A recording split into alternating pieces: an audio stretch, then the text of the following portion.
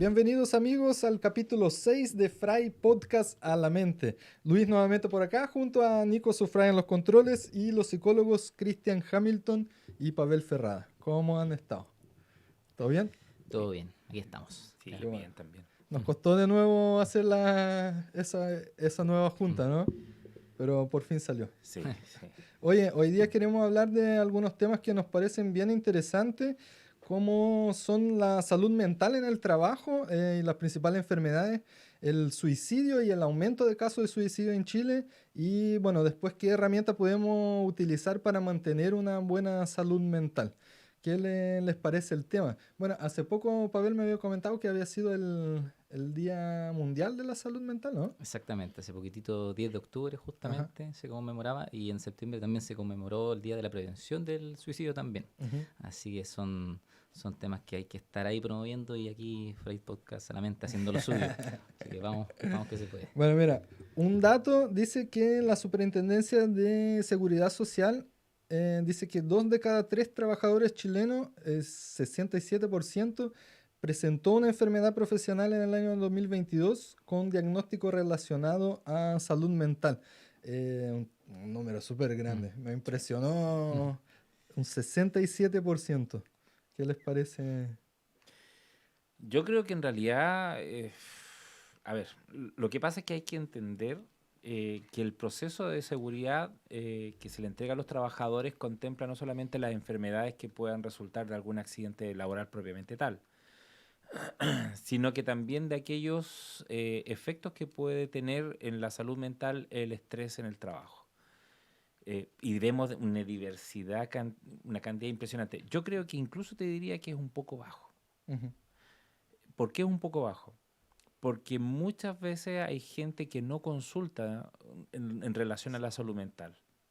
La salud mental es la que menos está visiblemente para el resto de las entidades. Por ejemplo, si yo estoy trabajando en una parte X y me corto un dedo, eso es visible para todos. Pero si yo estoy trabajando en una parte y estoy estresado, estoy a full con mi jefe, con mis compañeros, estoy sufriendo acoso laboral, etcétera, etcétera, eso no se ve. Ujú. Y es muy difícil cuantificarlo, ¿sí? Por eso que las personas que trabajamos en tribunales, por ejemplo, en lo que tiene que ver el tribunal laboral, nos piden que cuantifiquemos, por ejemplo, el daño moral, el daño que viene en la persona de este tipo de patologías que no son tan fácilmente cuantificables como, por ejemplo, un dedo, ¿sí? O una mano, o un tiempo sin trabajar. Y lo que sí me ha tocado, y esto lo digo a nombre propio, Christian Hamilton Salazar Hermosilla, me hago responsable de lo que estoy diciendo, mucha falencia por parte de la gente de seguridad, la H en sí, en Chile, el IST y la Mutual, porque teniendo patologías de salud mental no están entregando, digamos, lo que deberían entregar para protección del trabajador. Me ha tocado ver, por ejemplo, personas que tienen una alta cantidad de estrés y son dados de alta Ujú. en muy poco tiempo. En muy poco tiempo. Cuando todos los que trabajamos en esto sabemos que un estrés generalmente se trabaja aproximadamente como 6 meses, no puedes trabajarlo antes de 6 meses. O depresiones que se pueden suceder después del estrés, donde en 3 meses también están dados de alta, cuando la normativa GES número 15, es la número 15, sí parece que sí, para lo que es la depresión en personas mayores de 15 años y más, efectivamente te dice que la depresión no puede tener un tratamiento menor a un año. Larguísimo. Sí, ¿y qué es lo que pasa? Como quien tiene que pagar, en ese caso, es la Mutual de Seguridad, el IST, la H, entonces el objetivo es darlo de alta lo antes posible para que se vaya para la casa y no seguir pagando. Ujú. El problema está, y esto nuevamente a nombre mío, Christian Hamilton Salazar Hermosilla, está en que está siendo avalado actualmente en parte por la Suceso. Los comentarios generales por debajo, digamos, de línea, es que obviamente como la Suceso está siendo pagada por las mismas empresas de ISAPRE y las mismas empresas de seguridad, entonces están obligando a que finalmente se empiecen a rechazar muchas licencias. Ujú. La licencia, por ejemplo, incluso de algunos trabajadores, que tiene que ver con que yo tuve un daño físico X, incluso pasa por suponte tú ya, me quebré la tibia y el peroné. La recuperación, estamos hablando de mínimo 6 meses, ¿sí? Mínimo. Y más o menos como a los 4 meses ya te están tirando para la casa y el médico te está retando, el traumatólogo te está retando porque en realidad no sueltan los bastones. Pero si la persona no se recupera, no puede llegar y hacerlo. Entonces, ¿cuál es el punto que yo veo? Es que finalmente el sistema no está funcionando.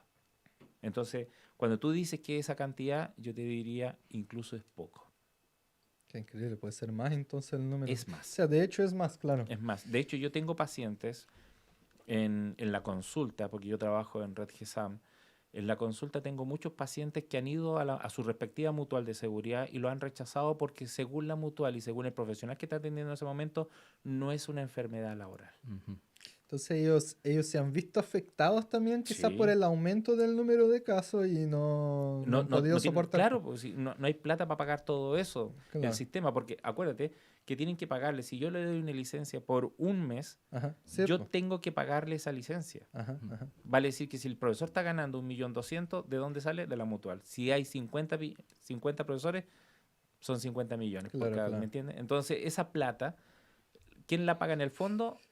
Las aseguradoras. Es interesante porque sabes que como trabajador y trabajador en empresas que fui durante algún tiempo, para mí las mutual siempre eran, no las relacionaba yo con salud mental en el trabajo. ¿Sabes que yo me relacionaba a eso? A alguien que tuvo un accidente, se Claro. cortó, se dobló la pierna, accidente en el trayecto. Y de hecho creo que en las inducciones que hacen siempre antes de los trabajos, nunca me habían puesto el tema salud mental dentro del paquete, digamos ahí. Es que la ¿sabes? mutual lo que tiene que ver es toda la prevención que pueda afectar al Claro, trabajador. para Pero que no fíjate, falte el y trabajo. no solamente eso, también estamos hablando de que la mutual tiene que ver si, por ejemplo, hay acoso laboral. Ajá. Y entonces, cuando hay acoso laboral y la mutual va y hace la investigación y tiene que ver, por ejemplo, a un jefe o a un compañero de trabajo, etcétera, etcétera, tiene que intervenir.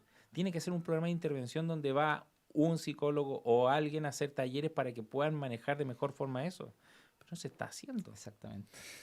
Hay un protocolo que creó el MinSal justamente para atender ese tipo de problemáticas que obviamente no se realiza de la mejor manera, no se fiscaliza, que es el protocolo de vigilancia de riesgos psicosociales, que Ajá. justamente trata de pesquisar las problemáticas que hay dentro de una organización que tienen que ver con salud mental, pero como dice Cristian, son cosas que no se llevan a cabo o se llevan de mala forma, como gran parte de las cosas que debiesen beneficiar en este caso a la salud de los trabajadores y trabajadoras, y hace que al final se tengan que aguantar los problemas, básicamente sostener el malestar, generar altos síntomas o altos signos de este síndrome de burnout que está siendo obviamente cada vez más elevado y llevando al deterioro de la salud mental progresivamente. Entonces vamos obviamente muy mal encaminados. Sí, bueno, antes de pandemia uno no escuchaba tanto acerca de eso de licencia relacionada a salud mental, pero de un tiempo para acá se escucha mucho. Y creo que por lo menos los médicos particulares la están dando así, una persona que se siente afectada recibe una licencia para estar en casa. Sí, esas licencias no sé si servirán mucho, porque Porque acuérdate que poquito tiempo, pues. claro, el médico está supeditado a dar una licencia por un tiempo muy corto, Ujú. prácticamente 15 días máximo, y efectivamente por 2 veces. Después la ISAPRE empiezan a alegar, pues, Claro. porque la ISAPRE en ese momento es la entidad pagadora, pues, y Ujú. la ISAPRE obviamente no va a querer soltar dinero, po. Ujú. Y obviamente las aseguradoras que también son dueños de la ISAPRE y todo eso. Entonces, ¿cuál es el punto? A nosotros nos ha tocado mucho a los profesionales que trabajan en salud mental en la red y a otros profesionales que le han cuestionado hasta la segunda licencia, permiten hasta una segunda licencia y empiezan a enviar inmediatamente rechazo, rechazo, rechazo. Luego te envían al COMPIN y el COMPIN es el que te dice si puedes aprobar o no según algunas características y luego te envían a los sucesos. ¿Cuál es el punto? Durante mucho tiempo, yo me acuerdo que en una oportunidad, en una entrevista, no una entrevista, estábamos en la radio trabajando, no trabajamos, vamos, no nos pagan, vamos por amigos. Y estaba la CNMI de salud. Ajá. Y yo precisamente le toco, la Marta Bravo, que ahora es diputada, y yo precisamente le toco ese tema, de que me parecía que si un médico psiquiatra estaba entregando licencia, entonces, ¿por qué primero, a ver, legalmente la ISAPRE puede alegar lo que quiera, ¿sí? Porque lo podemos hacer cualquiera podemos activar cualquier denuncia y cosas por el estilo. Según la respuesta que tiene que dar en este caso el COMPIN, según las características. Y de ahí la suceso. Entonces ella me decía, sí, la gran mayoría de los profesionales no lo sabe, pero en realidad para que no te rechacen la licencia, en ese momento, tiene que marcar en el casillero respectivo la fecha aproximada de recuperabilidad. Y no todos los médicos lo hacen. Como no está la fecha aproximada de recuperabilidad del paciente, ojo, que esta fecha es aproximada. Eso quiere decir que en una segunda licencia yo puedo cambiar la fecha, porque el paciente no se ha recuperado. Claro. Pero como muchos médicos no lo saben, no lo ponen y es rechazado. Pero si los médicos lo supieran, lo deberían poner, en teoría. Pero ¿qué es lo que pasó? Que las ISAPRE ahora piden un informe complementario. O sea, el médico tiene que complementar la licencia. Y uno dice, bueno, pero si ya está la licencia, que es un instrumento legal, ¿para qué piden otra cosa? Pero ahora están pidiendo incluso un informe complementario, los que trabajaban en salud mental, del psicólogo. Y yo digo, pues yo nunca di licencia, yo no doy licencia, pero tengo que elevar el informe complementario para presentarlo en la suceso y que finalmente la suceso lo apruebe. El trámite bien engorroso. Sí, sí. Bueno, algunos sectores más afectados son, el primero es gubernamental y municipios, salía. Me imagino que son gente de municipalidad, pero relacionada a ámbito de gobierno, ¿cierto? El servicio de salud, educación y servicios financieros. ¿Es lo que ustedes pensaban que podía hacer o no? ¿Dónde está el mayor estrés? En educación puedo confirmar. Puedo confirmar como psicólogo educacional. No, uno ve obviamente los profesores, profesoras sobre todo también que tienen que lidiar con 40 personalidades al mismo tiempo. La verdad, todos los trabajos van a tener su carga de estrés. Algunos sí pueden considerarse aún más que otros. Todo va a depender de las condiciones laborales que existan en ese momento. Mucho tiene que ver también con la falta de dotación de personal. En los servicios públicos uno cuando va, digamos, como usuario o que conoce también a personas que trabajan en esos ambientes, se repite harto eso, falta gente, no están todos los puestos cubiertos o una persona tiene que atender una población de no sé cuánta gente, entonces eso genera la sobrecarga, el estrés obviamente, la angustia, etcétera, etcétera. Lo mismo, claro, puede pasar en los colegios, como te decía, con un profesor con tantos niños en sala o 3 inspectores para 400 niños que van corriendo en el patio, qué sé yo. Esa falta de personal que se ve en todos lados también es un importante factor a considerar en el estrés que genera uno como trabajador o trabajadora. Y los psicólogos nos salvamos del estrés. Yo voy a aportar voy a ser el chico dato hoy día. Sí. Pero en todo caso, ¿sabes qué? Ese dato hay que purificarlo en cierta forma. Cuando hablamos de todos los estamentos del gobierno, no hablamos solamente de las personas que trabajan en el gobierno, va a decir Claro, la intendencia, sí. la gobernación, Ajá. no. Estamos hablando de todas las personas que reciben el presupuesto anual que es definido desde el año pasado al actual año. ¿Sí? ¿Qué quiere decir eso? Que si yo soy profesor y trabajo para el gobierno a través de una escuela pública, claro. efectivamente yo pido una licencia y esa plata, como fue ya designada, esa plata me va a llegar igual. Pero si esa licencia me es rechazada, al final del periodo del año, esa casa, por ejemplo, el DAEM de Chillán o el DAEM de donde sea, tiene el derecho de exigirme que devuelva la plata. Y yo nunca me enteré que la licencia fue rechazada. Nunca. Y me gasté la plata. Porque estaba enfermo. Claro. ¿Sí? Y como me seguían pagando, entonces yo doy por supuesto. Entonces, ¿qué es lo que pasa? Agrava la situación. Porque definitivamente, cuando llega a final de año y llega al departamento y me dice, ¿sabe qué, don Cristian? Resulta de que le rechazaron la licencia, nunca no enteramos nadie que le haya rechazado la licencia, lleva 3 meses con licencia, las 3 fueron rechazadas, usted gana 1 millón, tiene que devolvernos los 3 millones. Y yo me quedo, plop. Sí. Entonces, ¿por qué lo afecta a la gente que trabaja para el gobierno en las distintas entidades? Porque precisamente se agrava la situación porque a mí no me comunican. Entonces, ¿qué es lo que se creó?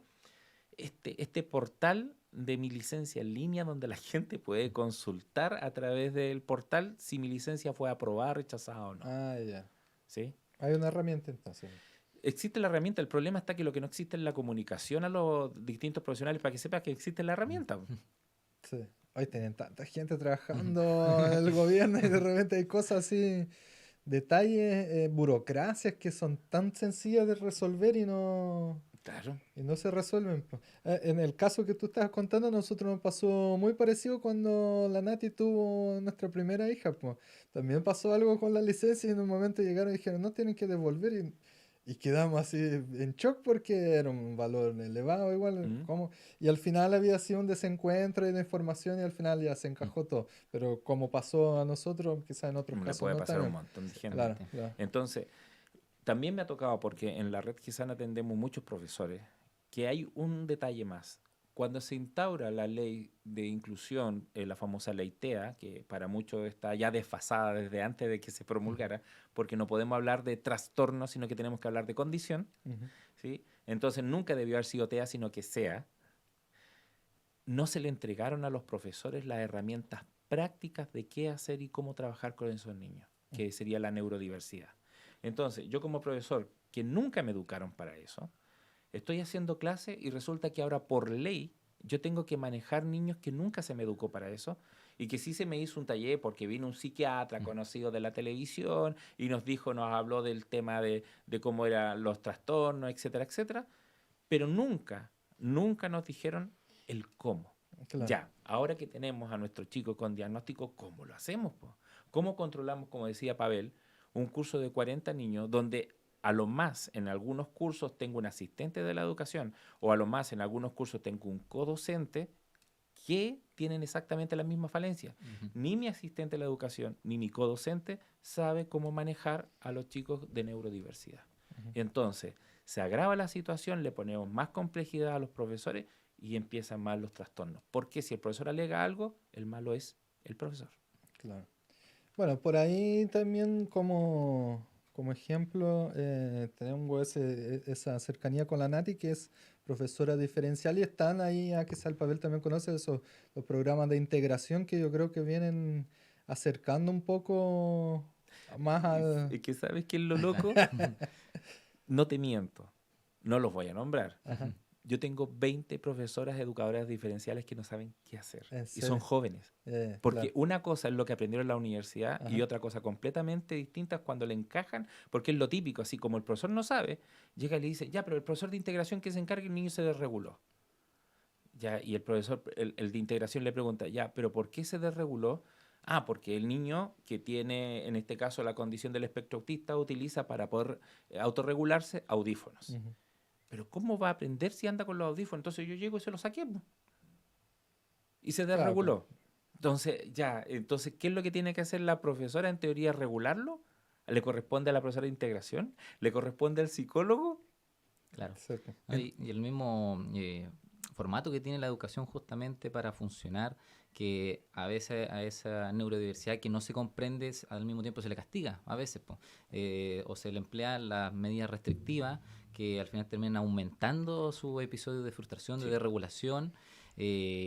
No sé, obviamente un niño con mayor susceptibilidad de regularse va a ser un niño que quizás cometa más acciones transgresoras y en vez de buscar esa contención o esa estrategia apropiada, caemos justamente en el castigo rápido también o en aislarlo a veces. Entonces, que así funciona justamente el colegio, el que no está, digamos, adecuado o está emparejado para afuera, entonces va aumentando también esa, esa poca inclusión al final, porque Ujú. la verdad se habla harto en educación de la inclusión, pero falta de base, falta la base que desde las carreras universitarias obviamente actualizarnos, actualizar los conocimientos para poder trabajar y condiciones apropiadas, porque tampoco los profesionales del programa de integración, por ejemplo, a veces no tienen un espacio, un aula de recursos apropiada, no tienen la dotación de personal Sí. nuevamente, no cuentan con psicólogo, fonoaudiólogo, terapeuta, no sé, hay uno que tiene que hacer de las tres Mm. personas y así vamos escalando nuevamente en problemáticas que no ayudan a subsanar correctamente esos temas. Sí, pues. Imagina como era antes, que nadie sabía tampoco nada acerca de eso. Pues, no sé, en la época de mi papá, que era que le pegaban en las manos, le ponían arrodillado ahí o de castigo vuelta a la pared, pues. A mí me ha pasado incluso que con a veces pacientes, niños que he atendido, que tienen alguna justamente condición del espectro autista, al final es una...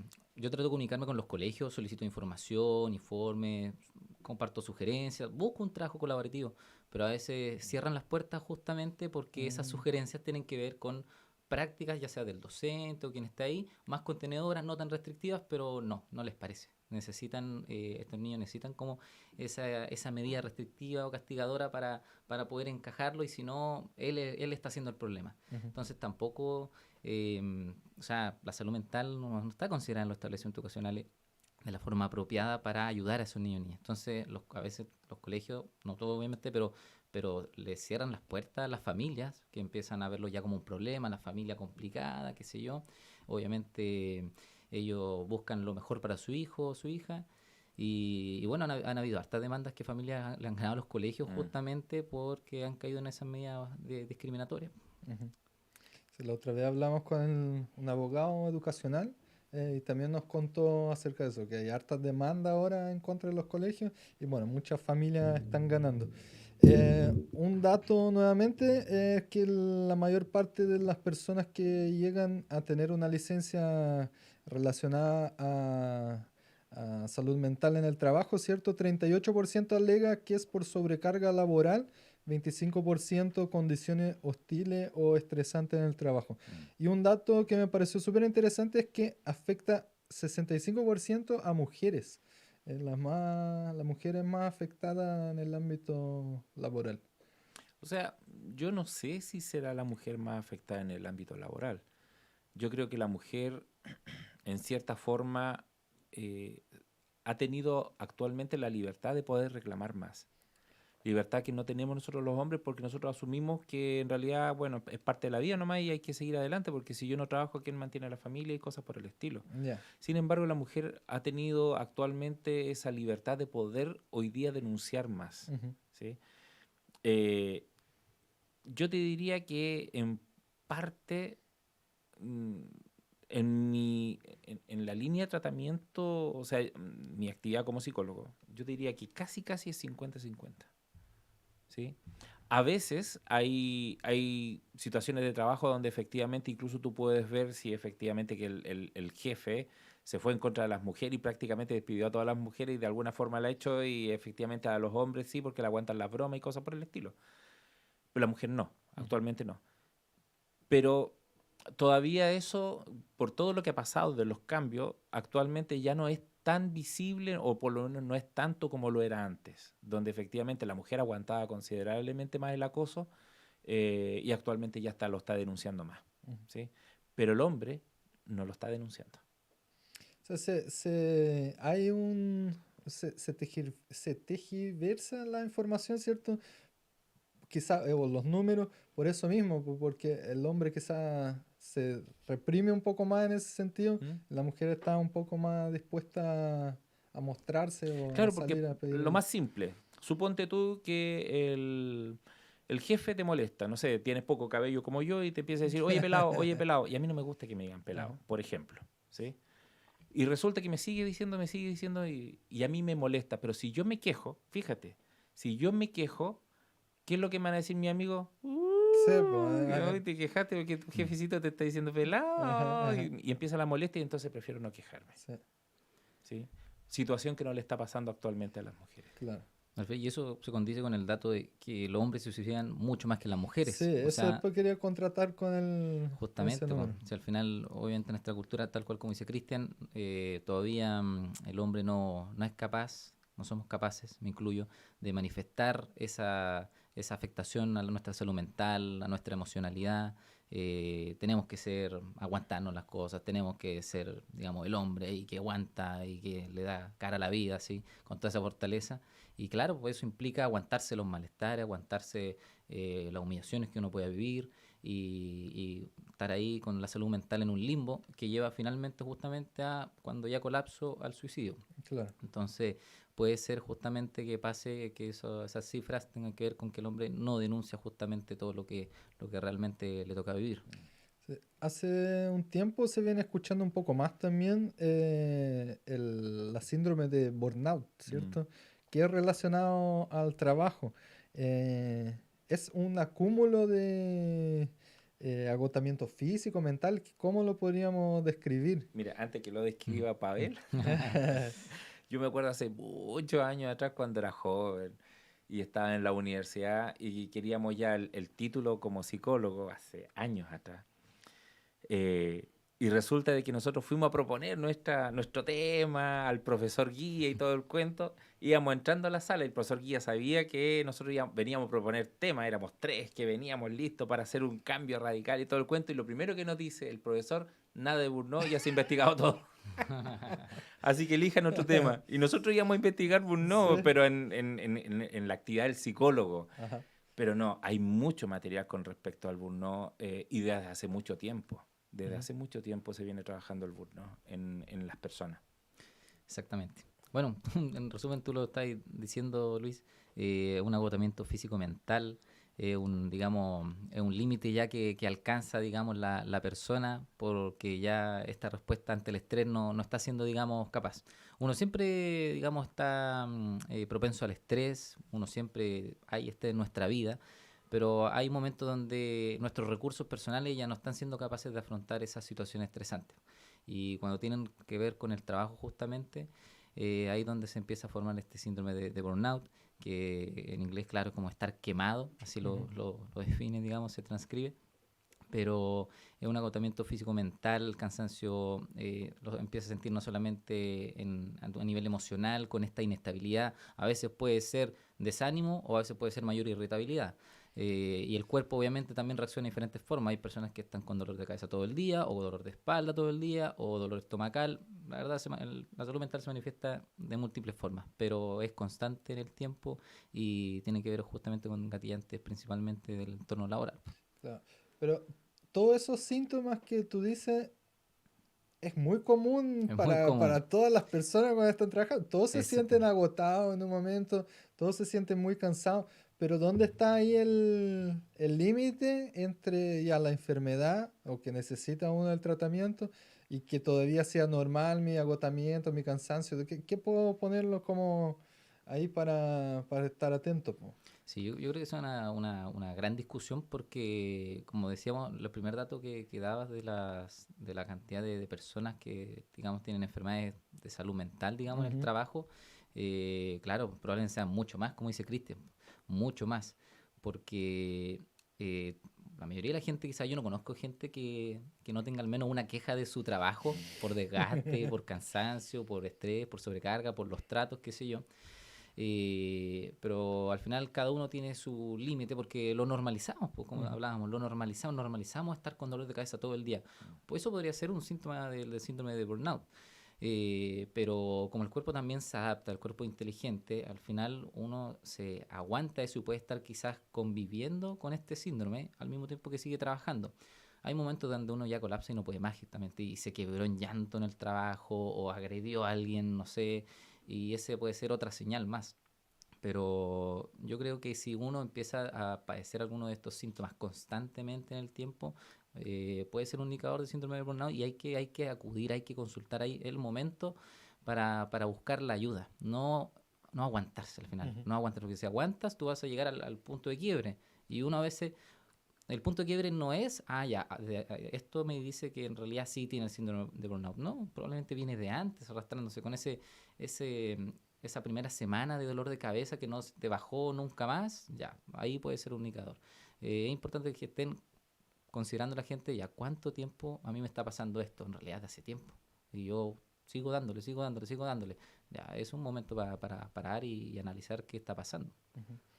En, Tien- en todo caso, la entidad encargada de trabajar el burnout es precisamente la entidad que no lo está trabajando, Mm. Ya, que es la Mutual de Seguridad, la claro. HLST.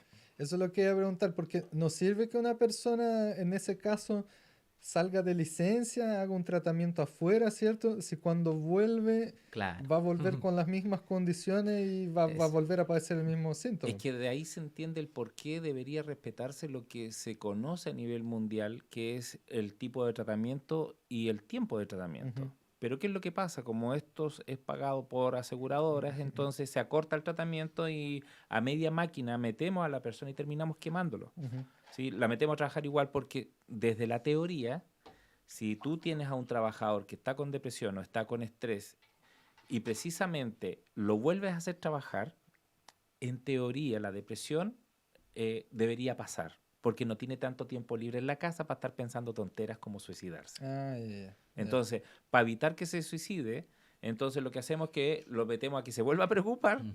en el sistema. O sea, lo mejor sería integrar el trabajador con el ámbito laboral con la ayuda de alguien que pudiera prestar un apoyo relacionado a salud mental. Pero Pues, es ya, que eso ya. debiera ser la mutual, la Claro, ICT claro. y la H, po. O Ujú, sea, ¿qué es lo que tenemos que hacer? Si tenemos trabajadores, mira, muy simple. Hay una norma en psicología laboral o psicología organizacional, que es la psicología que se trabaja en la empresa.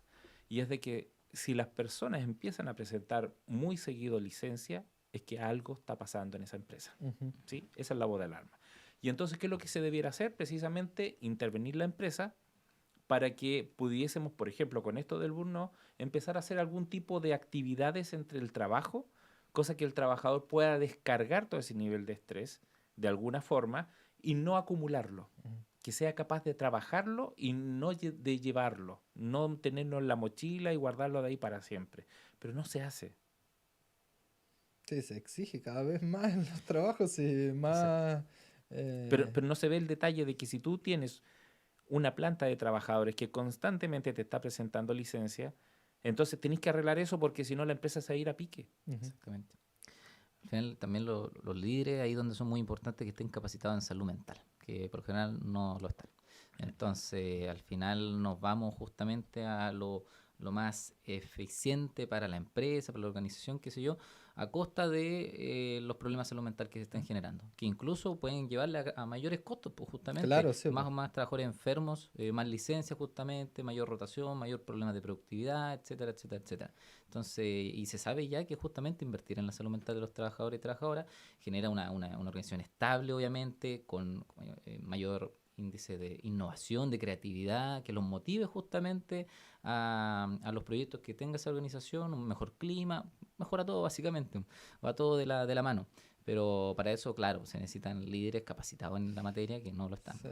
La otra vez veía un documental de Volkswagen, creo, la Mm. fábrica de Alemania, y los trabajadores no, ninguno quiere no ir a trabajar. ¿Mm? Pues, si todos están súper contentos con su puesto, creo que tienen igual, trabajan un tiempo, descansan, vuelven a trabajar, las condiciones son súper buenas, las fábricas, o sea, falta incentivo Mm. de parte de... Claro, de ese tipo de empresas tenemos, por ejemplo, la que tú dices, la Volkswagen, Ujú, está 3M, está ujú, Google, Google, sí. que tienen un ambiente diseñado precisamente para estimular la creatividad. Si tú quieres trabajar en tu casa, nunca te ponen problemas. ujú. Si tú quieres trabajar en pijama, nunca te ponen problemas. ¿Me entiendes? Que es el objetivo de que vamos a entregarle al trabajador. Mira, ¿sabes qué? Hace mucho tiempo atrás, cuando yo era joven, me acuerdo cuando llegó por primera vez el Cirque du Soleil Ujú. a Chile, a hacer su primera presentación. Y yo fui, que era en ese entonces era Alegría, el que vino a presentar como el primer espectáculo, el Cirque du Soleil. Y lo que me llamó la atención es que la carpa del Cirque du Soleil está pensada en el artista, no en las personas.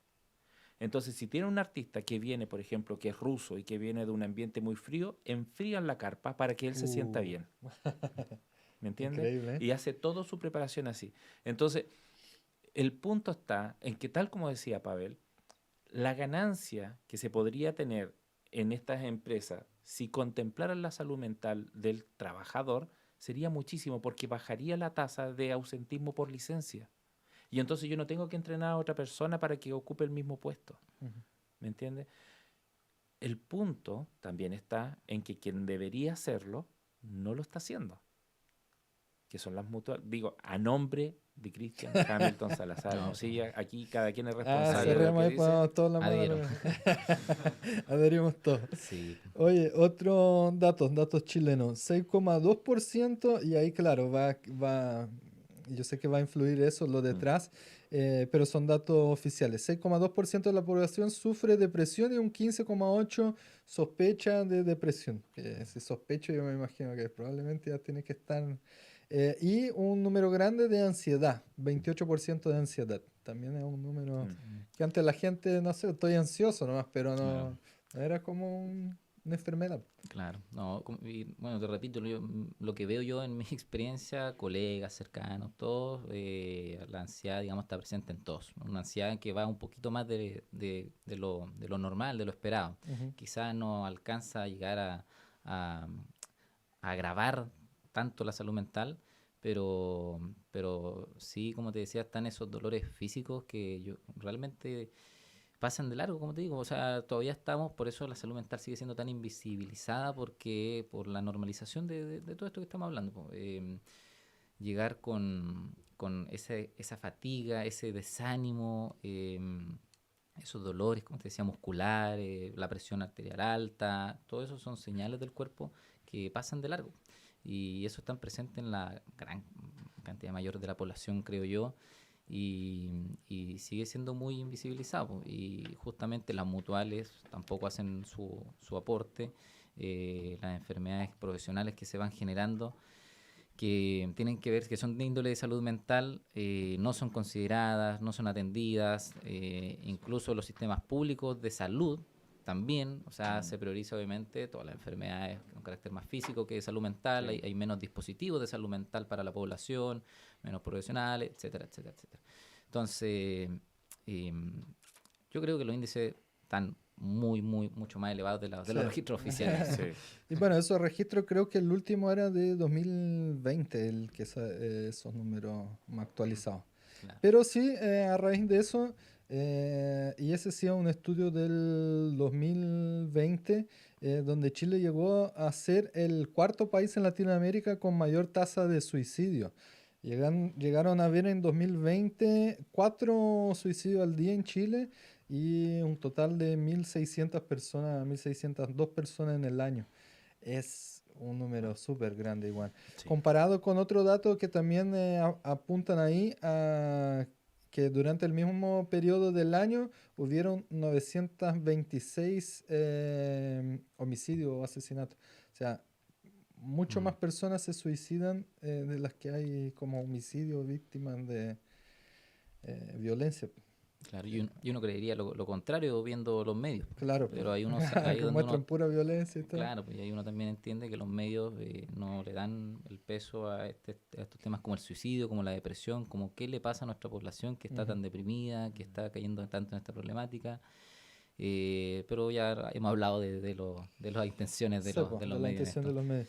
Pero muy buen contraste ese, de que quizás visiblemente para la población en las noticias y eso mismo, lo que llega a uno es que la violencia, los homicidios, los asesinatos son muy elevados, pero uno los compara y hay mucho más personas suicidándose que y es fuerte. Sí, ojo, porque igual en algunos casos se mezclan, Ujú, que es la típica de alguna forma yo estoy sufriendo algún tipo de enfermedad o de alguna forma yo estoy presionando a alguien, termino asesinando a alguien significativo para un tercero y finalmente me suicido porque así no pago injusticia, ujú, ¿me entiendes? Entonces se mezclan esas dos cosas. Yo me acuerdo que hace mucho tiempo, y aquí va un gran saludo al doctor Eduardo Corsis Milling, aprendimos hace muchos años atrás alguna mirada con respecto al suicidio. Hay distintos tipos de suicidio. Tenemos que descartar, por ejemplo, el suicidio que no es intencional, por ejemplo, de una persona bipolar que está ciclando hacia la manía y que se puede creer que es Superman y efectivamente un edificio puede pensar de que puede volar y termina saltando ujú. y que se termina matando. O la misma persona bipolar que está ciclando hacia la depresión, una depresión muy fuerte, y está entrando en la depresión o está saliendo de la depresión. Justo en esos momentos hay mayor cantidad de suicidio en las personas bipolar. Diferenciado de eso, eh, lo que nosotros aprendimos, que puede haber cambiado en la actualidad, es que hay 3 tipos de suicidio. El primer suicidio es para que les duela, que A tiene la que ver, persona misma. claro, al otro, Ah, ya, ya. para que vean que se están perdiendo Ujú, o para que les duela de alguna forma a un tercero, ujú, ¿sí? Entonces yo llego y me mato o intento matarme y de repente me falla el cálculo y me termino matando, ¿sí? El segundo suicidio es porque este mundo no vale la pena vivirlo, ¿sí? Y el tercer suicidio es porque yo no valgo la pena para este mundo. Las técnicas que se utilizan tienen relación precisamente al tipo de suicidio y el tipo de suicidio tiene que ver con el discurso que te da el paciente cuando te llega y te dice y te cuenta su historia. Cuando tú escuchas al paciente que te está diciendo, por ejemplo, lo que pasa es que mi vida ha sido súper triste, fui abusado por mis padres, mis tíos, etcétera, etcétera, mi madre no me protegió, las cosas no me salen bien y ahora resulta de que mi jefe me está acosando porque quiere algo más que simplemente mi trabajo y definitivamente yo quiero que se den cuenta, porque voy a dejar una carta o cualquier cosa, yo quiero que se den cuenta del el valor que tenía yo y de la persona que se perdieron. Ujú. Ese es un tipo de suicidio, donde tú puedes decir, esa persona es para que les duela. El otro tipo de suicidio es que cuando tienes a la persona que está, como bien decía Pavel, deprimida, por ejemplo, un adulto mayor. Ojo, la gran tasa de los suicidios del adulto mayor tiene que ver, por ejemplo, porque ya no aguantaron más, Ujú. porque la situación económica no les da, etcétera, etcétera, y que ellos dicen, bueno, ya no vale la pena vivir. Este mundo como está no vale la pena vivirlo, y yo me quito la vida. Y finalmente el tercero, que tiene que ver con que yo decido, a través de cosas que me han pasado, de que yo soy un asco de persona y que yo no debo estar aquí, ¿sí? En el caso de los suicidios que son, entre comillas, como fallas, porque en realidad muchas veces hasta puede que no me quiera suicidar, es el para que les duela. Ya. Voy a tratar de llamar un poco la atención de ellos para que se den cuenta del hijo que soy, lo que se están perdiendo, y por eso voy a tratar. Pero fallo sin darme cuenta y termino matándome. Ujú. ¿Sí? No hago bien el cálculo. Pero en otras ocasiones, también en el para que les duela, efectivamente se suicidan. Que es el caso que teníamos hace mucho tiempo de un urólogo, me parece mucho en Talca o en Curicó, que fue el caso de un urólogo que, para que le doliera a la esposa, mata a los hijos y se mata a él. Sí. ¿Sí? Y fue muy comentado porque él era pediatra. Ujú. Él era pediatra y mata a sus hijos que eran niños. Pero finalmente se descubre que ese tipo de suicidio que implicaba un homicidio era para que le doliera a la esposa. Pero en el caso ahí, la persona, porque un dato igual que encontré es que un 90% de los suicidios sí tenía una enfermedad de salud mental relacionada, principalmente esquizofrenia, depresión, bipolaridad, Exacto. ¿cierto? Pero, ¿qué es lo que más impulsiona a la persona a llegar a ese... Es que por eso te digo, por ejemplo, en el caso de la bipolaridad o en el caso de la esquizofrenia, donde hay una pérdida del juicio de realidad, la persona está viviendo un mundo de fantasía, sobre todo en la esquizofrenia. Ujú. ¿Sí? Y en el caso de la bipolaridad, cuando cicla hacia la manía.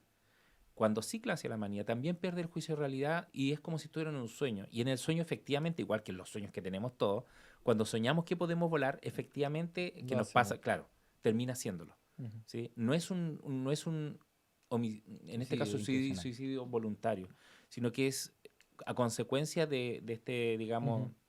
de este problema de pérdida de juicio de la realidad, que es distinto al suicidio, en este caso, de que le puede pasar a una persona por una enfermedad como la depresión, o que es distinto al suicidio, en este caso, por ejemplo, para la persona que puede estar queriendo herir a un tercero. Claro. Y cada uno, bueno, tiene sus características particulares, incluso en la forma de hacerlo, ¿cierto? Exacto. Sí. Y un tema que tiene que ver con la seguridad emocional que esas personas por alguna razón justamente han perdido, que cuando uno nace, uno necesita ese vínculo de apego, obviamente, esa protección de tus cuidadores, que son los que te van forjando cierta estabilidad emocional. Cuando tú eres bebé, niño y sientes una amenaza, sea cual sea, hambre, sea un peligro real, qué sé yo, el niño obviamente hay miedo, hay estrés y necesita ser cuidado, necesita ser protegido. Ya, cuando eso no se da durante tu etapa del ciclo vital, sobre todo cuando eres en la infancia, cuando te desprotegen, ya sea no te alimentan o te maltratan directamente, te abandonan, qué sé yo, se empieza a perder esa seguridad emocional. O sea, empieza a haber esta inestabilidad justamente en tu desarrollo afectivo, en tu salud mental, y empieza justamente a generar como ese tipo de perspectivas donde ya el mundo no es un mundo agradable para mí, o sea, está lleno de amenazas, no voy a ser protegido, no voy a ser cuidado, estoy solo. Pueden haber sentimientos de soledad justamente que van llevando y deteriorando cada vez más la salud mental, hasta que la persona opta justamente por el suicidio. Por eso es muy importante esos tratos también obviamente en la infancia, porque ahí tú puedes construir una base al menos para protegerlo de eventos estresantes que vengan en la adultez, para que no gatillen esos sentimientos de inseguridad. Porque un niño, una niña que fue cuidado, digamos, y fue protegido a nivel emocional, va a tener mayor posibilidad de afrontar esas situaciones traumáticas en la adultez. Porque a veces cuando no se crea esa estabilidad, esa seguridad emocional y en la adultez tocan vivir situaciones traumáticas como problemas en el trabajo o cualquier otro, empiezan a ser gatillantes y facilitan que tú tiendas justamente a tomar la decisión del suicidio. eh, obviamente con todo el proceso psicológico que hay detrás de eso. Ujú. Entonces, es muy importante, la seguridad emocional se va construyendo obviamente en los primeros años de vida. Y lamentablemente en Chile, no me acuerdo si fue del MinSal que subió una vez una estadística de que alrededor del 70% de los niños, niñas y adolescentes sufren algún trato violento, algún trato punitivo, ya sea físico, psicológico, etcétera. Y eso facilita obviamente la aparición de trastornos mentales. Ujú. O sea, terminamos siendo adultos que somos propensos quizás a tener por diferentes tipos de patologías y ponen también una de esas a llegar al suicidio. Por eso es muy importante cuidar y brindar esa seguridad emocional en los primeros años de vida. Acá siempre recalcamos eso, pues los primeros años son fundamentales y armar un círculo de confianza también para que el niño a Exacto, futuro tenga eso siempre presente, pues. exactamente. Ujú. Del mismo dato de número, ¿cierto? Del año de 2022, que decía que 1.602 personas se habían suicidado en Chile en ese año, 1.322 eran hombres y 280 mujeres. El 79% es hombre Mm. que comete suicidio. Sí, la gran mayoría de los hombres, generalmente cuando llegan a la instancia de pensar en el suicidio, precisamente por esta condición que tenemos nosotros los hombres de ser reservados en cuanto al dolor, es que no lo comentamos. No expresan Vamos y lo antes. hacemos. Ajá. Que de aquí podemos tomar una de las frases que dijo en su momento Violeta Parra, cuando alguien le comentó que había pensado en suicidarse. Y Violeta Parra le dice, no lo comentes, si te vas a suicidar, mátate. Ujú, Y ya, que fue lo que hizo ella, ujú. ¿sí? Porque Violeta Parra se suicidó. Entonces, claro, la gran mayoría de las mujeres tiene esta voz de alerta previo, o tiene a alguien alrededor que le está diciendo, sé que te veo extraña, algo te está pasando. Y ella al conversarlo ya puede elaborarlo de una forma distinta y entonces, ¿he pensado en el suicidio? Sí, pero no me contengo por esto, Ujú. ¿sí? En cambio el hombre no. Cuando lo piensa, no lo comenta con nadie, lo elabora y lo termina haciendo. Y esas son esas pueden ser las consecuencias del famoso el hombre no llora. Claro. Hay esos pequeños temas culturales que tenemos, de que el hombre no puede expresarse con facilidad por el temor al que dirán o a que te van a molestar justamente. Todo eso va sumando a que uno opte por guardarse este malestar. Claro. En los días de hoy, quizá la nueva educación o la nueva crianza de los hijos, eso se está cubriendo quizá un poco, ¿cierto? Pero esos números todavía son reflejo de una generación que nació en los años 2000, pues. Sí, pues Entonces, exactamente. claro, Sí, no, pues claramente vamos avanzando, pero seguimos en pañales de cierta forma porque claro, o sea, todavía los números son altísimos, o sea, 4 veces más aproximadamente que el hombre se suicida más que las mujeres. claro, muy grande. Entonces, claro, también me acuerdo que un luchador, no sé si se habrán visto ese video que se divulgó harto, un luchador de UFC, después de una victoria, él dio un mensaje muy potente que lo llamaron para decirle que un amigo de él se había quitado la vida. Entonces él decía, si ustedes hombres tienen un problema, háblenlo, Ujú. porque yo hubiese preferido que mi amigo llore en mi hombro a tener que ir a su funeral. Ujú. Entonces, claro, la invitación es a hablar de lo que nos pasa, con sea quien sea, y si no, acudir justamente a personas profesionales que puedan ayudar. Claro. Yo a mis 30 y tantos, todavía me acuerdo, claro, de que soy también parte de esa generación de que decían, pues los niños no lloran, tienen que... Y hoy día no, pues al revés, pues siempre hablan y las indicaciones son a que el niño se exprese, desarrolle sus emociones, ¿cierto? Claro. Que es bien distinto a lo que pasamos nosotros. Pero ojo, igual, bueno, yo que trabajo igual en colegio, también veo harto cuando un niño Aún. manifiesta su estrés, o sea, niño o Ujú. niña en todo caso, es ya, pero no te sientas así, no te pongas así, apagar a los niños con el Ujú. estrés, pero apagarlo de una forma como más estresada, no es, ven, yo te contengo, a ver, está bien que te enojes, está bien que estés triste, está bien que tengas miedo, no, es, ya, pero ¿cómo vas a tener miedo por eso? Ujú. Ya, pero ¿cómo? Y cuestionar, juzgar. Entonces eso hace que uno ya no, puta, mejor no siento nada. ¿Sabes que cuando el Pavel dijo eso me acordé de una intervención que me tocó? A mí me llama mucho la atención de que la gente no acepte de que hay momentos donde uno tiene que estar triste, Ujú. ¿sí? Y yo me acuerdo que me pidieron que viniera urgente a atender a una amiga que había perdido a un cercano. Y porque estaba súper mal, etcétera, etcétera. Entonces, cuando yo fui, empecé a conversar con esta amiga y no podía hablar bien porque estaba hiperventilada, etcétera, etcétera. Y aparece otra amiga, así como, ya, pero tranquilita, tranquilita, con un vasito de agua, con azúcar. Mm. Porque la magia es el azúcar, po. Sí. Entonces llega y viene la amiga por acá, estaba la otra amiga por acá, yo recibo el vaso y le digo, gracias, y lo tomo yo. Entonces me dijo, pero ¿cómo? Digo, esto es natural. Claro. Lo natural es precisamente lo que estás sintiendo. Ujú. Lo no natural sería lo que haría un psicópata, y es no sentir. Eso. Pero esta Verdad. persona siente. Ujú. Y esa es la diferencia. No es psicópata, es Ujú. una persona normal. Y tenemos que aprender a aceptar que hay momentos en la vida donde uno tiene que sufrir y nada, te Ujú. tocó, te tocó. Y simplemente tienes que aprender lo que hemos aprendido por miles de años de evolución, a llorar. Ujú. Exactamente. A veces ve una persona, claro, que está llorando por la pérdida de alguien y le preguntan cómo está la persona. No, está mal. Sí. En realidad no está mal, está sufriendo, está sintiendo tristeza, está bien. Exacto. Hay que tener ese sentido. Cuando alguien llora justamente o no tiene ánimo por X situación, está sufriendo, está triste, natural. Ujú. Esperemos que eso no se mantenga en el tiempo, esperemos que no esté transgrediendo a otras personas o a sí mismo, señales de alerta. Pero si está sufriendo, llorando, aislándose un poquito más, hablando menos por algo que ocurrió, Ujú. está bien, es natural justamente. Hay que normalizar eso. Sí, po. Es bueno poner el punto ahí porque Pero- cada vez más es bueno mostrar ese sentido de hacer que las personas sientan más, po, Exacto. de ocultar.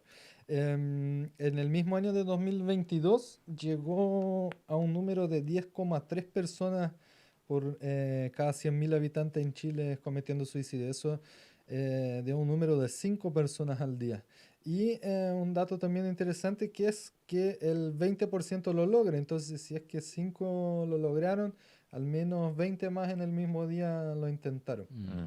Que Sí. también es Que- un gran número. Y que gran en un número. futuro lo pueden lograr Exacto. porque las redes de apoyo a veces no actúan en la mejor manera, ya sean a veces los cercanos, los familiares, no Ujú. tomamos en cuenta, todavía hay harto cego justamente del querer llamar la atención, pero con mirada negativa. Porque a veces sí es un llamado de atención, pero no es un llamado de atención negativo, sino es porque realmente necesita una escucha, realmente necesita alguien cerca, porque la está pasando mal y no entiende y no logra manejar su situación. Entonces sí, puede ser que cometió una acción para llamar la atención, pero no con un sesgo negativo. Entonces a veces se suelen ignorar o los cambios de comportamiento no se leen bien por parte de los cercanos. Y además los sistemas de salud tampoco que no funcionan de la mejor manera posible. Los servicios públicos, sobre todo, que hay colapsos de pacientes con graves problemas de salud mental y la frecuencia de atención es una vez al mes, una vez cada 15 días, cuando ellos día a día es un sufrimiento pero abismante el que pueden estar padeciendo. Entonces esa persona, obviamente, como no hay una atención apropiada a su problemática, puede haber llegado al intento y no actuamos de la mejor manera posible y hasta que lo logra. Ujú. También es la primera causa de muerte en jóvenes de 20 a 24 años. Eso también para mí fue impactante porque es la primera causa de muerte. O sea, no es el alcohol, no son los Claro. choques. Es que un joven de 20 a 24 años se suicida, se toma esa elección. Sí, también hay algunos datos complementarios que ayudan a entender un poco el por qué, ¿cierto? Y son el consumo temprano de sustancias, sea alcohol, droga, remedios. Y tiene mucho que ver también con el bullying y el tema de las diversidades, de la comunidad LGBTQIA+. Entonces, esos 3 puntos afectan harto en Bueno, esa formación. Bueno, y ahí hay que preguntarse ¿y por qué consumen también tanta droga o tanta sustancia? Ujú. Y ahí uno va hincando. Y yo creo que se combinan dos cosas. Primero, el mundo no está haciendo algo muy motivante para las personas que van creciendo, con todas las desgracias que hay, con todas las falencias que hay en el sistema. Yo recuerdo cuando yo iba creciendo, cuando iba pasando de niño, adolescente, y veía injusticia o cosas que yo decía, pero ¿cómo no puedo hacer esto? Algo tan simple, no sé, algo tan que habla de libertades personales, qué sé yo.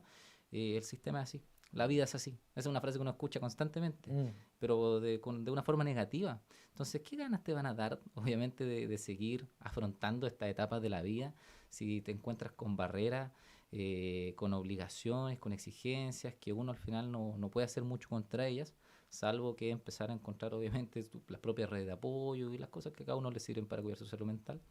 Entonces, el mundo parece que está hoy en día no es muy motivante, parece. Y además, justamente con qué base estamos criando a estos niños, po.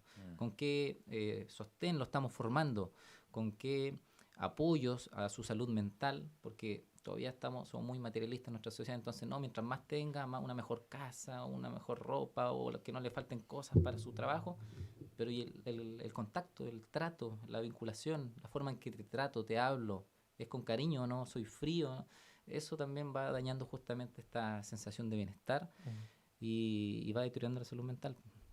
Sí, sabes que es súper importante ese punto porque también Pavel nos está dando la solución al problema.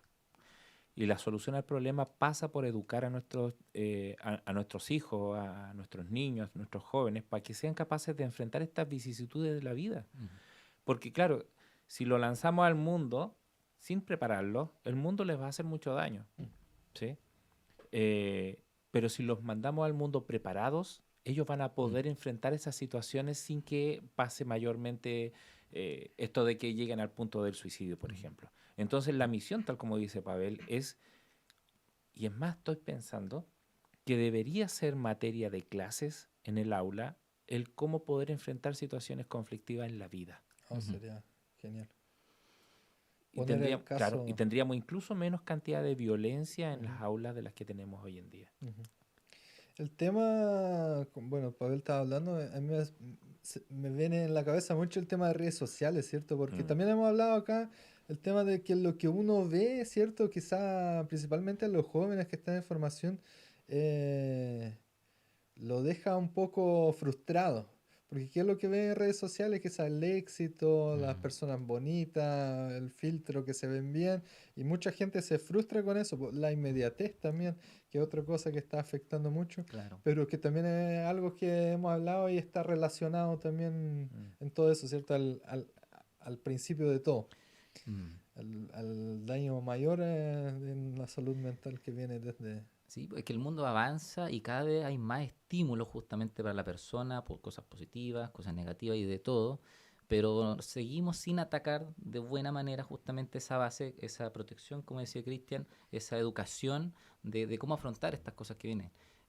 Apareció el tema de las redes sociales, de los medios digitales, y claro, tenemos acceso a ellas y se las presentamos a los niños y niñas sin darle esa buena base de educación de cómo enfrentar una red social, ¿Cómo porque sacarle buen provecho cómo también Mm, sacarle buen quizá? provecho, porque es un peligro gigantesco cuando se sí. le entregan los medios digitales a un niño o una niña que ya de bebés saben cómo ver, obviamente, y llegan así justamente a lo que tú dices, pues ese contenido empiezan a compararse, ya sea porque ven figuras, ven contenido, qué sé yo, pornográfico, empiezan a educarse sexualmente con eso, se contactan con extraños. Es un mundo, es como dejar a un niño solo en la calle, meterlo, darle una plataforma social, sin el adulto ahí cercano, regulando su contenido, qué sé yo. Porque además afecta obviamente al cerebro, Mm. también afecta la capacidad de concentración, qué sé yo. Entonces, aparecen cada vez más innovaciones en el mundo, pero seguimos sin atacar la base digamos, esa educación que necesitan los niños, esa formación para afrontar este tipo de situaciones. Habilidades individuales, a niveles interpersonales, habilidades emocionales, básicamente. Esa misma semana me salió un video que hacía la comparación, no sé si eran japoneses o chinos, pero ellos tienen una enseñanza un poco más, no sé si rigurosa a los niños, también tiene yo creo que alguna cosa que quizá pueden ir en contra, pero los niños son bien así entrenaditos, ¿cierto? Mm, Y estaba un niñito enseñando al otro a tocar piano, po, y le hacía así como maestro, po. Y después muestran unos niñitos de la misma edad similar en una fiestita en Brasil, po, bailando una música que tiene palabras y Mm, movimiento y todo que no son acorde a su edad, que un mm, niño de esa edad no tendría por qué. y son dos niños de la misma edad que viven en un mismo planeta, ¿cierto? Entonces, ¿cómo puede ser tan distinto y por qué estamos quizás liberando tanta información basura o tanta cosa mala llegando a los niños? Que acá no hay filtro en realidad, No, hay súper poco filtro. Y bueno, a raíz también de ese que tú siempre nos dices, ¿cierto? La falta de tiempo, la responsabilidad de los papás, que tampoco claro, no se puede exigir tanto de ahí, po. exactamente. Infelizmente es así, po. No, y claro, y nos saltamos eso ahora en el tema del mundo laboral, que no existe esa conciliación entre la vida familiar y laboral, porque es otro factor de estrés más. Exacto, sí, po. No tengo tiempo para mi familia, cuando llego a la casa ya estoy cansadísimo, entonces ya no tengo muchas ganas de conversar con mi pareja, de tener la paciencia para atender un problema de mi hijo, Mm, entonces uno cae rápidamente en lo más rápido nomás, y también son problemáticas que van escalando obviamente a nivel de políticas públicas, etcétera, porque... porque la salud mental no es considerada básicamente, po, sí, po. porque se sabe que, por ejemplo, esa capacidad que nosotros tenemos de tener todas nuestras facultades cognitivas, digamos, para afrontar tareas y desafíos, se nos permite porque en la mañana, en las primeras horas de la mañana, nuestro cortisol aumenta y nos prepara justamente para atender este tipo de conflictos, pero a medida que va pasando la tarde y la noche va decayendo, porque nos permite el descanso. Entonces, hasta alrededor del mediodía sugieren que las escuelas, por ejemplo, estén en funcionamiento, quizás un poquito más, 1 de la tarde, 2 de la tarde, porque ya después el cortisol no va a estar. Tus capacidades mentales, tu atención, tu concentración, tu memoria, no van a estar al tope. Entonces, todo eso va a ir quedando. Y uno ve a los colegas, a uno mismo igual le pasa que después del almuerzo uno dice, oh, ya me quiero ir para la casa, no puedo trabajar ahora, no hay ánimo. Viene el bajón. Sí, viene un bajón grande. Y así funciona nuestro cuerpo, pero no importa, eso para las políticas públicas hay que trabajar nomás. Claro, sí, eso pasa. El dinero, el dinero. Oye, hay un porcentaje alto, bueno, también había nombrado antes, de adultos mayores, ¿cierto? Eso igual es... Y es un reflejo quizá de eso mismo, ¿cierto? De malas pensiones, el abandono, la falta de recursos de un adulto mayor para... Porque no sé, yo he hablado con muchos adultos mayores y tienen pensiones de menos de 200.000 pesos, entonces... Mm, ¿Cómo vive esa persona y sola, más encima? Considera que generalmente los fármacos que toma una persona que Sí. es adulto mayor sobrepasa ese costo, mm, ¿sí?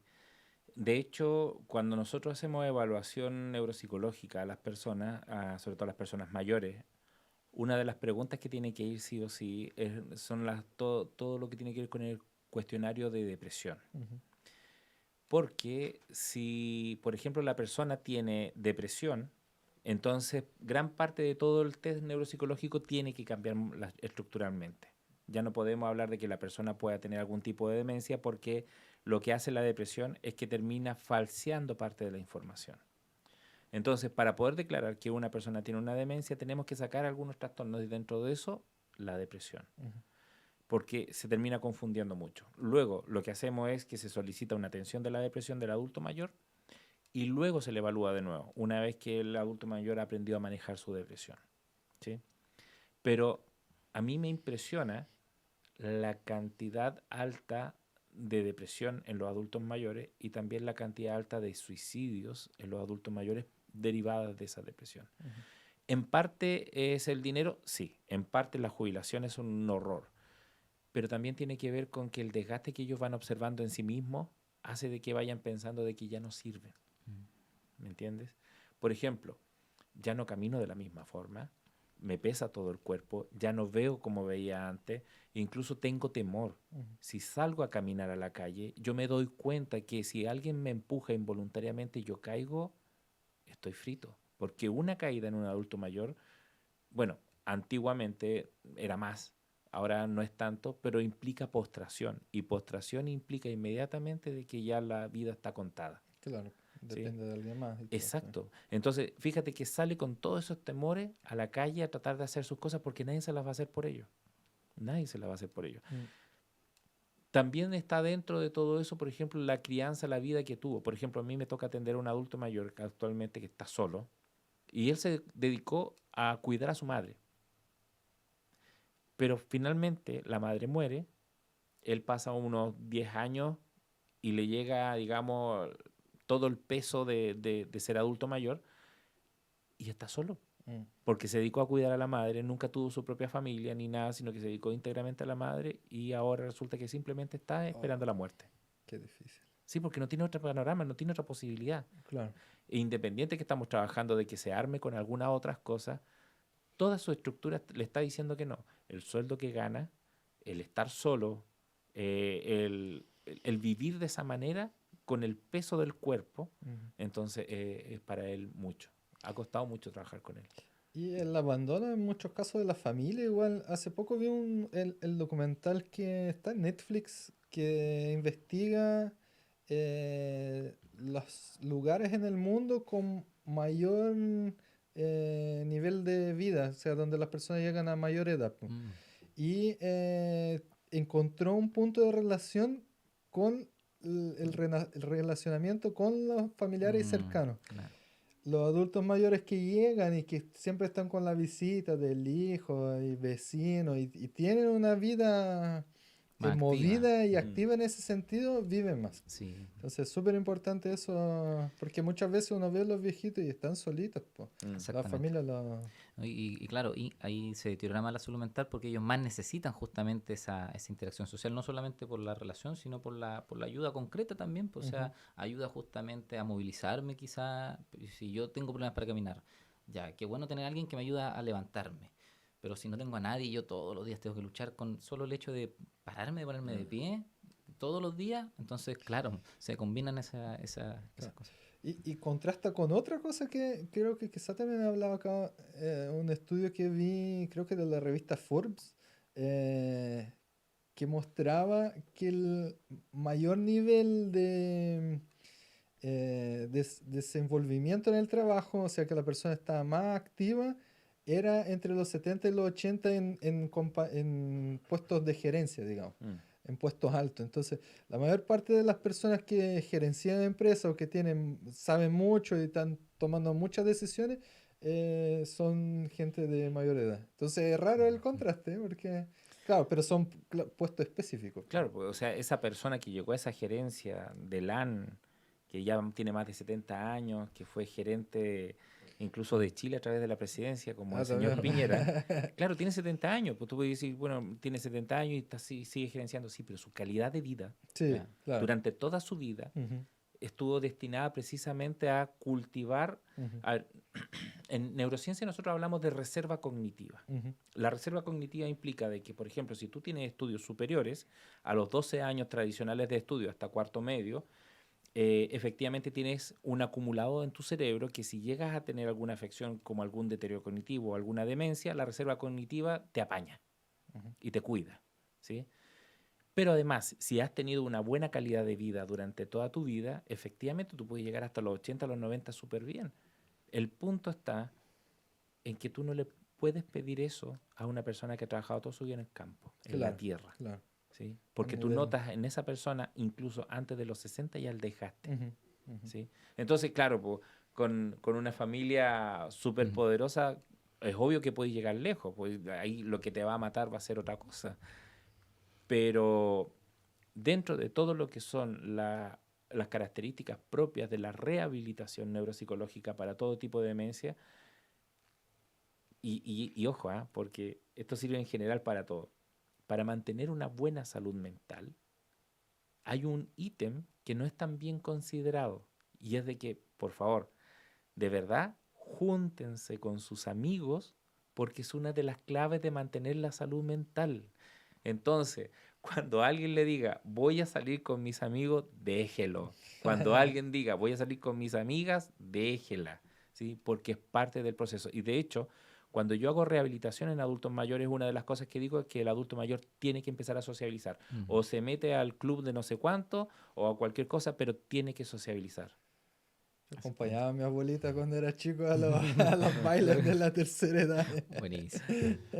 Las señoras bailando juntas y todo. Sí, no, y fabuloso porque para los abuelos decía, este es mi nieto, mire, conoce Claro, mire ¿cierto? qué lindo mi No, y nieto. genera una Vínculo. conversa, un vínculo Sí. ahí, algo. Oye, ¿cómo podemos entonces quizá detectar quizá algunas señales del suicidio, de una enfermedad psicológica más grave que pudiera llevar, cierto, a ese fin? ¿Cómo prevenir? ¿Qué es lo que se puede hacer en ese sentido?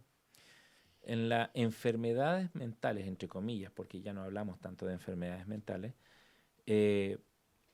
siempre hay una máxima, y es de que si influye en tu vida individual, en tu vida de pareja o de familia, en tu vida laboral y en tu vida social, si influye y alguien te lo está diciendo, entonces ya tienes un problema, sea lo que sea, ¿sí? Por ejemplo, yo puedo decir, pero ¿sabes qué?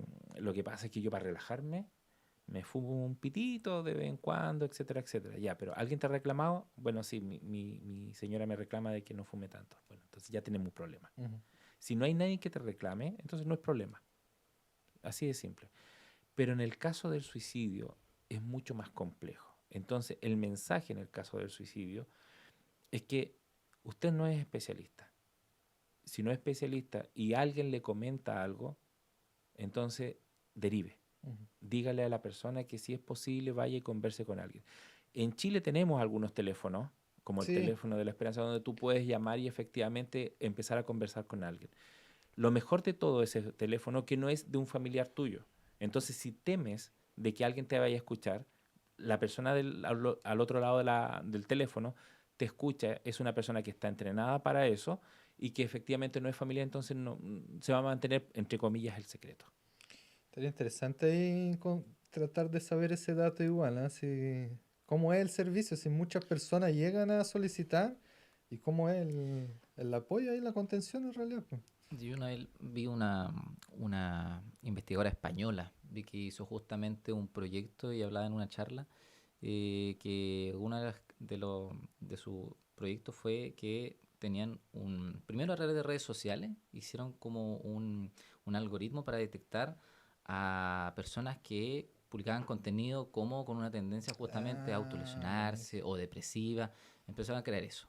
Encontró toda esa gente y ella creó publicidad justamente que era este número para llamar si tenías problemas de salud mental.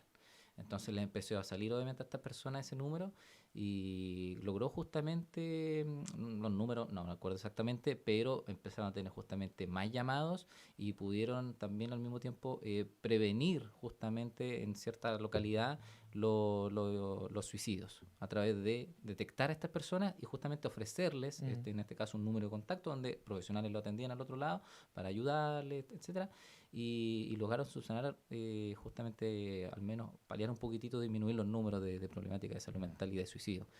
Entonces, lo encontré muy interesante. Aquí en Chile yo no desconozco cómo funcionará exactamente, no conozco personas que hayan recurrido a esos números, pero al menos están y obviamente debiesen estar los profesionales capacitados y no es una mala alternativa, como decía Cristian. Claro. Si uno busca está y bueno, hoy día con la agilidad y la inteligencia artificial, de Mm, repente hasta eso mismo se podría utilizar de una forma más directa porque claro, ubicando las publicaciones yo creo que hay muchos indicios y hay mucha gente que va dejando pistas, ¿cierto? Muy exactamente, sutiles, pero que van quizá mostrando ya que tienen alguna intención de hacerse algo.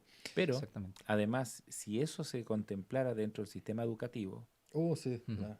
o sea, tendríamos un sistema de asegurarnos de que esto no pase, por lo Ujú, menos tanto como está pasando actualmente. ujú. Claro, sé que bueno, en los colegios ya tienen eso, los protocolos y todo eso, Pero pero no sirve, porque tú tienes mm, que entrenar a la persona para que entienda cómo tiene que hacerlo en caso de, ujú, por ejemplo, la típica, si la persona se está suicidando porque ella piensa de que el mundo no vale la pena, o se está intentando suicidar porque piensa de que ella no vale la pena, o se está intentando suicidar para que les duela al resto, si tú lo ayudas a distinguir esas diferencias y lo ayudas a verlo como un problema que puede solucionar y lo entrenas, o sea, ya, supongamos, le dice a la persona, supongamos que pasa esto, ¿cómo deberías actuar? ¿Qué deberías hacer? Si Juanito Pérez no, si el Kiko a ti, chavo, te viene a molestar con su pelota, que va a tener una pelota cuadrada y no como tú que tienes una pelota redonda, y eso te genera a ti una sensación de que, claro, yo soy pobre y yo no debería estar en este mundo. mm. Entonces yo entreno al chavo para que pueda responderle de buena forma al Kiko y no se sienta mal como para llevarlo al suicidio. Eso, claro, ojalá desde lo antes posible, en etapas muy Sí, tempranas, pues, sí. ¿cierto? Como ejemplo, yo que trabajo con niños pequeñitos, de 3 a 6 años, cuando yo voy a sala a hacer actividades, justamente ahora estamos trabajando un módulo de relación interpersonal. Entonces, tú les puedes poner conflictos acordes a su edad, por ejemplo, junto a 4 niños, armemos este rompecabezas juntos. los niños van a pelear, se van a quitar las piezas, uno se va a llorar porque nadie le prestó una pieza. Ya, ahí justamente un muy buen momento para tú ejemplificar de qué está pasando. Mira, ¿qué le pasó al compañero? Está triste, está llorando. ¿Y por qué estará llorando? Es que nadie me comparte piezas. Entonces un niño automáticamente le pasa una, no sé, y el niño ya se pone feliz. ¿Vieron? Se puso feliz porque le compartió. Entonces vamos generando justamente esto como un conflicto a nivel de niño, obviamente, donde ellos mismos tienen que pensar situaciones para poder resolverlas y ver cómo qué efectos genera justamente. Mira, cuando tú se la quitaste, él se puso triste. Cuando se la compartiste, se puso feliz. Entonces, ayudar a ir fomentando justamente ese trabajo en equipo, esa solidaridad, ese trato y obviamente reforzarlo, alimentarlo. Lo más importante de esto es que sea repetido obviamente en el tiempo y a lo largo de toda la etapa escolar.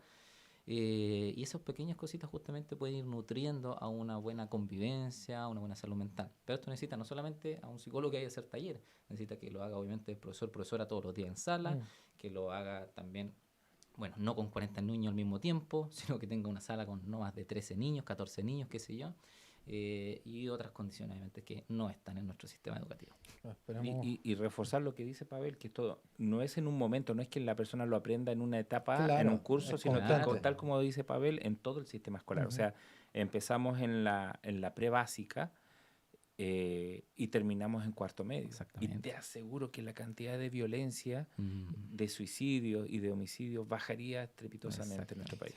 Claro, también hemos hablado acá acerca de las mismas, algunos métodos que quizás se pueden implementar, ¿cierto?, en el tema de la educación, que podrían promover una salud mental de mayor calidad en el futuro, ¿cierto?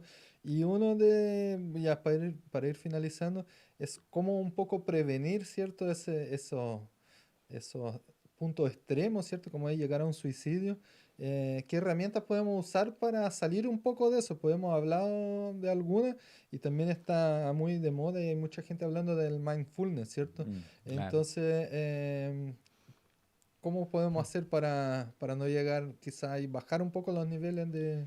Mira, independiente que Pavel nos va a enseñar cómo hacer esto del mindfulness, en el suicidio no cometamos nunca el error de que nosotros podemos manejar algo. Siempre derivemos a algún profesional, ¿sí? Olvidemos de que nosotros podemos manejar a menos que nosotros tengamos el entrenamiento para hacerlo, ¿sí?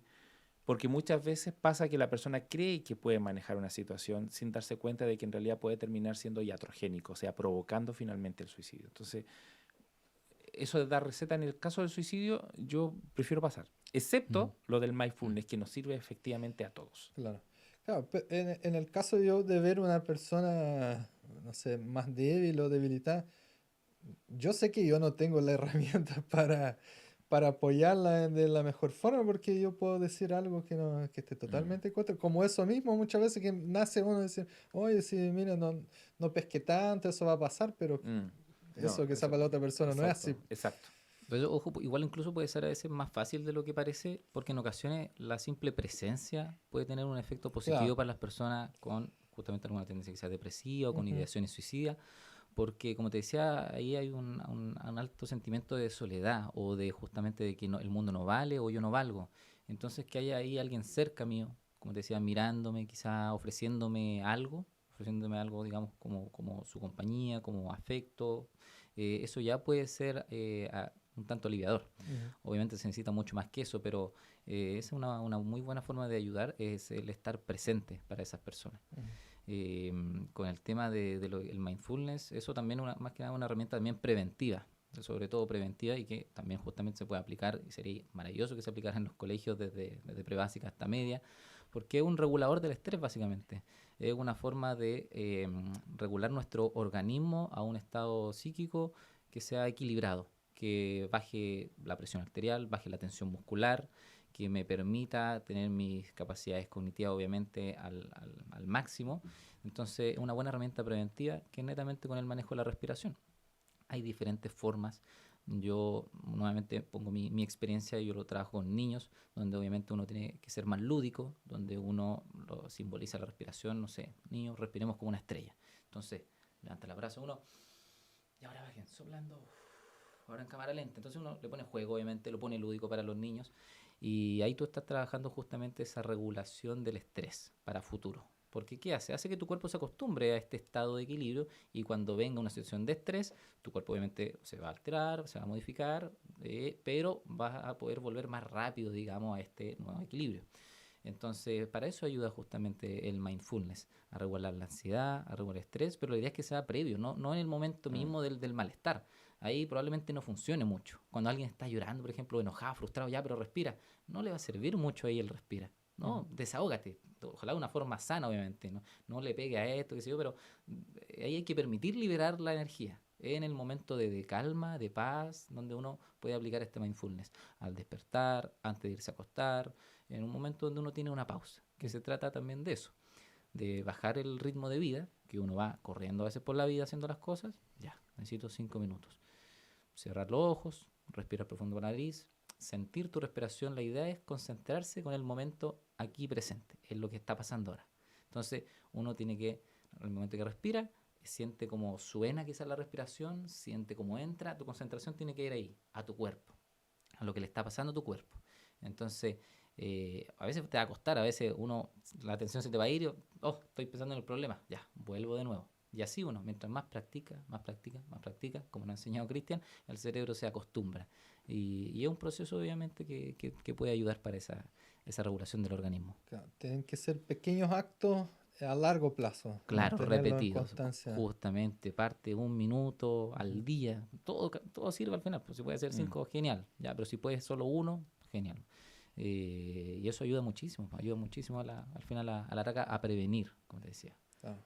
Volvemos a lo primitivo ahí, la respiración, algo tan sencillo que lo hacemos sin pensar. Ni respirar sale. Claro, no ayuda. Es que sabes que hay que entender algo básico dentro de lo que es la vida. La vida de cualquier animal, y no solamente los animales, también los vegetales, funciona con oxígeno. Si nuestro cerebro, que está compuesto por muchas células, dentro de eso las neuronas y las glías, las neuroglías, funciona exactamente de la misma forma. Entonces, si estamos tratando de que, por ejemplo, la persona entienda el mundo más allá de su dolor, más allá de aquellos pensamientos que tiene del por qué está yendo al suicidio, y le entregamos oxígeno, de a poco empezamos a practicar eso, efectivamente la persona va a poder contemplar algo que no estaba viendo con el dolor encima. Porque lo que hace el dolor o lo que hace el estrés es que te enceguece, te tapa, no te deja ver bien. A ver, evolutivamente, el estrés estuvo diseñado para librarte de los tigres dientes de sable para que no te comieran. Obviamente, si estás frente a un tigre de dientes de sable y tu cerebro está pendiente de todo, menos del tigre de dientes, te va a cazar, te va a comer. ¿Es evolutivo el estrés? Sí lo es, porque yo me focalizo en el tigre de dientes de sable y yo veo si me tengo que ser muerto, subir a un árbol o salir arrancando. ¿La distancia me permite salir arrancando sin que él me case? Sí, entonces salgo arrancando. ¿Me entiende? ¿Cuál es el punto? Que el tigre de dientes de sable no existe ahora. Lo que existe es que alguien me está diciendo que me veo feo en Facebook. Lo que existe ahora es que un compañero o una compañera me está molestando y que incluso cuando estamos en deportes va por detrás y frente al resto de las personas me baja el buzo. Y eso quedé expuesto frente a todo. ¿Me entiendes? Ese es el nuevo estrés. Sí. Ya. Entonces, cuando tú entrenas, tal como decía Pavel, el cerebro a través de la respiración, fíjate lo que hace el mindfulness, que es muy bonito, no solamente le entrega oxígeno para que esas neuronas puedan funcionar bien, sino que trabaja en el aquí y ahora. Entonces, cuando estás trabajando con el alumno, por ejemplo, que viene con todo ese pensamiento, ese estrés, tú le dices, ya, pero ahora no estamos en eso. Ahora estamos haciendo este ejercicio. ¿Sientes cómo ingresa tu oxígeno por el cuerpo? ¿Sientes cómo sale? Etcétera, etcétera. Ahora estás seguro. Y a través de eso empezamos a trabajar de a poco con él en esto de mirar de una forma distinta. Y al mismo tiempo, al ingresar oxígeno, todas las células de su cuerpo están funcionando. De hecho, cuando no ingresa oxígeno es cuando existen los accidentes cerebrovasculares, por ejemplo, porque ese oxígeno no ingresó y no alimentó las neuronas. Y eso pasa con todo el cuerpo. Cuando una célula de tu dedo no recibe su oxígeno, hay necrosis. Y luego te tienen que amputar el dedo. Entonces, el oxígeno es fundamental para nuestra especie, para todo el organismo que vive en la Tierra. Lo más básico y lo más mínimo es lo que realmente domina en la vida. Por eso personas estresadas no van a aprender, Por eso hay que crear ambientes libres de estrés en los contextos educativos, en las discusiones. No es momento de conversar si es que estamos notando que estamos muy alterados o si llegamos muy cansados. Hoy día no es buen día para que hablemos de este tema, porque fácilmente uno va a gatillar obviamente una respuesta más explosiva. Entonces, a esa señal uno tiene que estar alerta. Por ejemplo, me pasa con le mando un saludo a mi profesor, al Samuel, del Zaragoza, de nuestro equipo de fútbol. Nosotros después que terminamos el primer tiempo, por ejemplo, del partido, obviamente uno está cansadísimo, está agitado y quiere, oye, pero ¿cómo? No sé, empezamos a quejarnos. Chicos, respiren 2 minutos. Estamos respirando primero en silencio, ingresando oxígeno, ya, ahí fluye la conversación. Ahí solucionamos los problemas que tuvimos en el partido, qué sé yo, y para ingresar al segundo tiempo con mayor, justamente, concentración, con mayor capacidad, con mayor... Y esas cosas, justamente como el respirar, son elementos fundamentales para la vida en general, para regular el organismo, para tus competencias, para ser productivo, para interactuar con una persona, para todo. Lo bueno es que cada vez que nos salen más temas vamos más al fondo del embudo, ¿cierto? Y vamos identificando algunos puntos que son súper claves para todo eso, pues, para Claro. una vida sana. Oye, darle las gracias nuevamente por, como siempre, la buena onda, la disposición de venir y estar hablando un poquito acerca de esos temas que igual son súper importantes. Eh, a- Nos tocó y queríamos haberlo hecho un poquito antes, ¿cierto? Cuando estábamos en ese periodo de celebrando ahí la salud mental y el tema de Claro, suicidio, pero bueno, se logró. se logró, es importante. Esperamos, bueno, a todos ustedes públicos que les guste, que les haya gustado los temas que hemos comentado hoy día. Como siempre, ahí estamos atentos a sus sugerencias, comentarios.